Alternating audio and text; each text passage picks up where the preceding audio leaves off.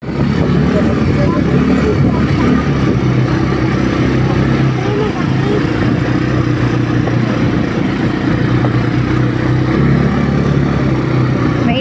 Ang init ng ano natin. ATV natin. Kanina umaambon eh. Ano ko limlim lang sana. Okay lang. Oo. Naka-driver dyan. Makukontrol. Malikot yung bata. Hindi pwede. Nasa harapan si Tito Rico. Pwede magmabilis. Tignan mo si Kuya, si Kuya Glenn. Ba't kasi sa harapan si Ellie? Tignan mo parang kumak-kumak na si Kuya Glenn.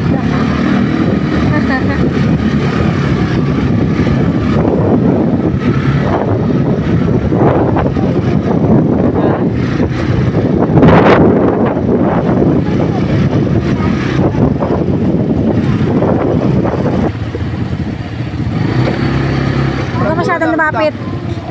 Isa-isa lang daw kung lalapit. Kasi mamaya bumalik, di ba? Baka bumalik ayun o. Hala pa, makatukat ka kita pa? Mababasa yung ano natin. Si Kuya Glenn. Si Kuya Glenn, no? Mawa kayo, Mia. Yung cellphone mo. Sige. Si Ate May naman, tira mo. Ate May. Arre, si Ate May. Arre. Galing na Ate May, yan. Si Manoy.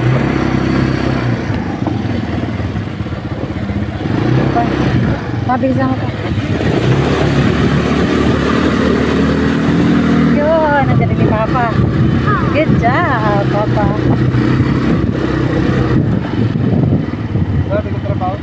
Oo. Ada. Magkasasakay na siya. Ma-6 na ang pay ng pulis. Kala daw ni Ate May di siya makakakyat. Mama, Ano po? 6 na ang pay ng ganyan. Si Kuya Eli hindi pa eh. Sakay lang siya, 10 na siya eh. Sakay lang siya ni Papa niya eh.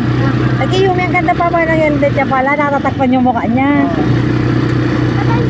Ako naman may salamin naman ako. Okay lang eh. Matita ko At least.